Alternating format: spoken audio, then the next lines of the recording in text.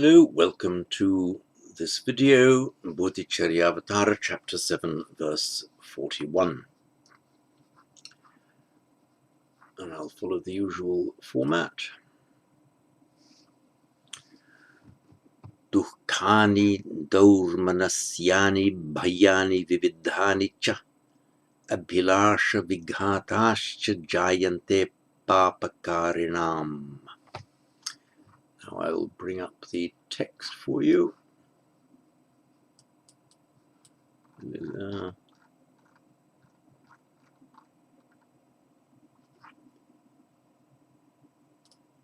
we are. Dukkani daurmanasyani bhayani vividhani cha abhilasha vighatascha jayante papakarinam. This is actually quite a simple sentence. It's just a series of adjectives, all of these, a series of nouns rather, all of them subjects of the verb jayante, are born, literally are born, and as we've seen, the more common meaning in this kind of text is arise, occur. The root jan, a well-known root, cognate as we know with our root, with our word rather, genesis.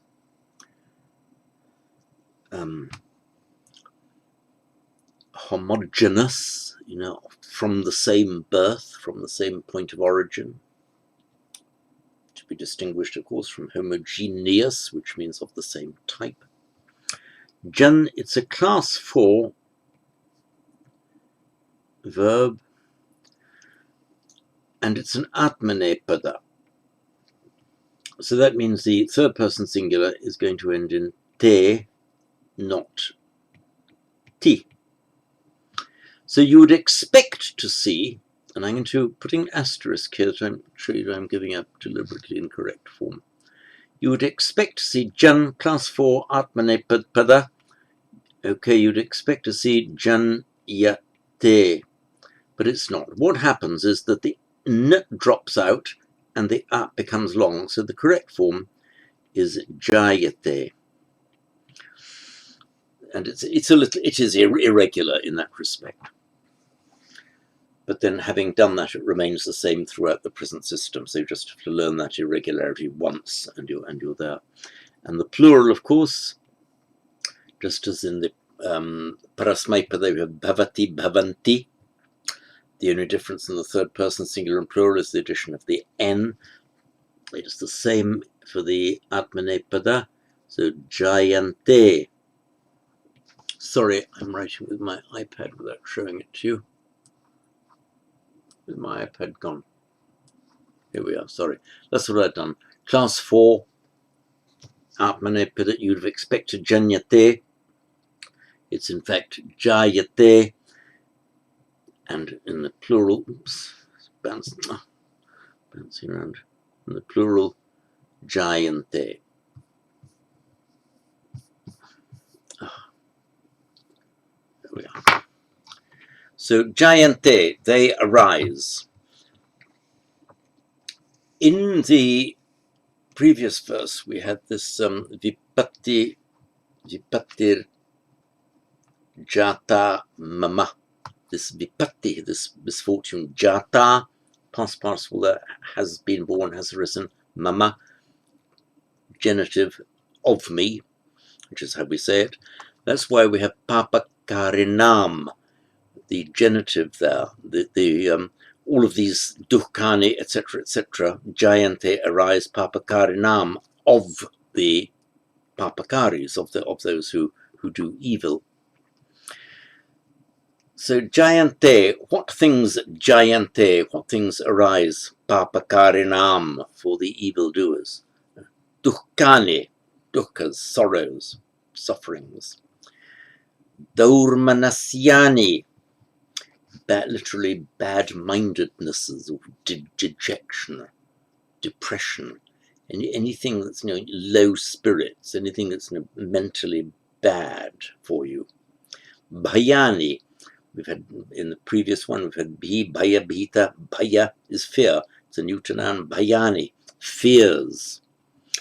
Now, vividhani, vividha, various. We have the root dha, meaning to put. Which the Latin root is pos, as in posit, pose. So vidha,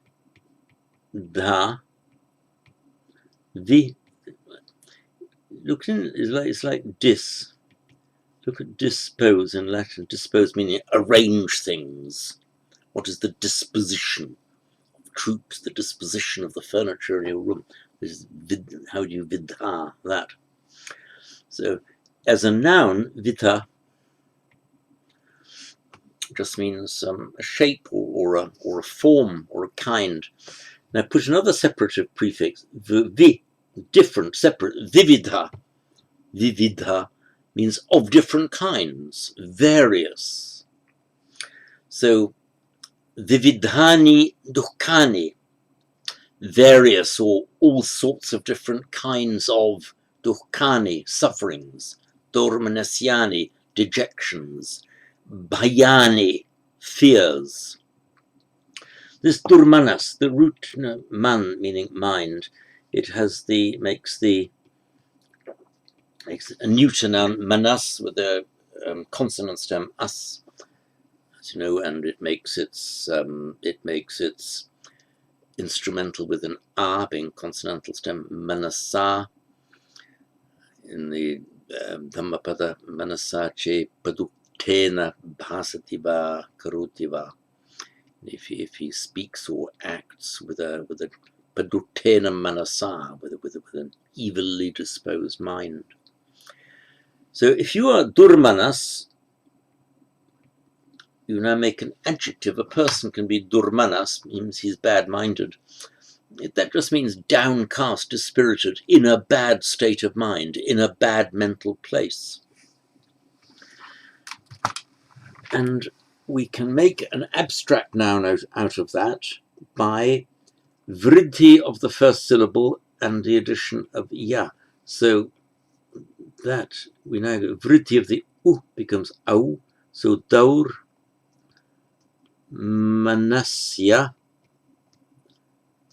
Daurmanasya is the noun, the abstract noun from the adjective durmanas. So all sorts of low spirits, dejection, anything's wrong or bad in the mind. In Pali, we have it as durmanassa.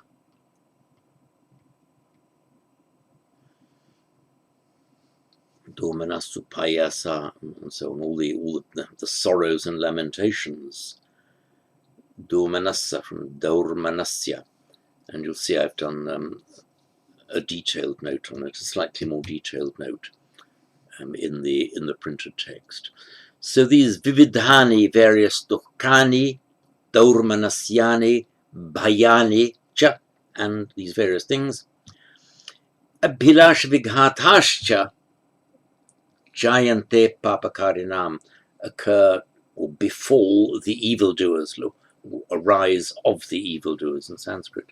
This abhilash vighata,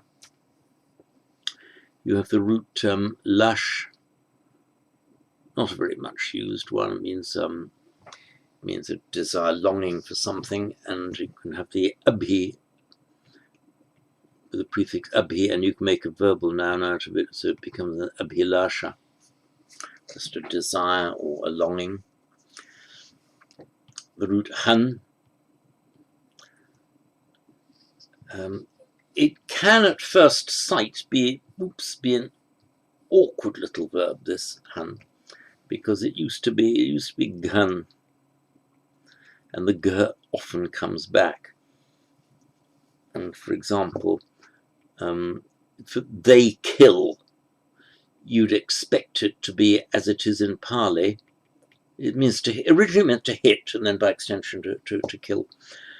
And then the vighata means like something striking it aside, an obstacle, a barrier to it. Anyway, Pali, they killed bihananti, like a regular verb, But in Sanskrit it becomes gnanti. That's just one of these irregularities that you will master as you go along. So in many forms of the verb, this ga comes back. For example, if the people you strike against, not in a hostile sense, quite the opposite, the people you bump up against, the people you are in close community with, what could that be then? Sa, together or with, and the people you strike up against is the sangha. Okay, that's our word, sangha. The sangha is the community. The ga is the hitting. Doesn't mean all come up and hit each other. I imagine there are some who occasionally might, but the idea is they're the people you're in close contact with as part of your regular life. The sangha, the people you're closely with. So vihan means to obstruct. Have I done? No. Yes, I have. Yeah, to strike apart, or by extension to ward off, cut off, or obstruct, frustrate. This is vihan. And it makes its verbal noun vighata a little bit irregular. Don't worry about that. So your abhilasha vighata is something that is an obstacle. Vihanti, it strikes, it creates an obstacle to your abhilasha. It stands in the way of achieving your ambition or desire. So, papakarinam, of those who do evil, papakarin, an evildoer, papakarinam, of the evildoers, jayante, arise, are born, what? These dukkani, dormanasyani, bhayani, vividhani cha, abhilasha vighatascha, and these desire obstacles, these things that come to thwart what you're trying to do. So I will read it through again, as usual, with and then without the text on the screen. Here we are.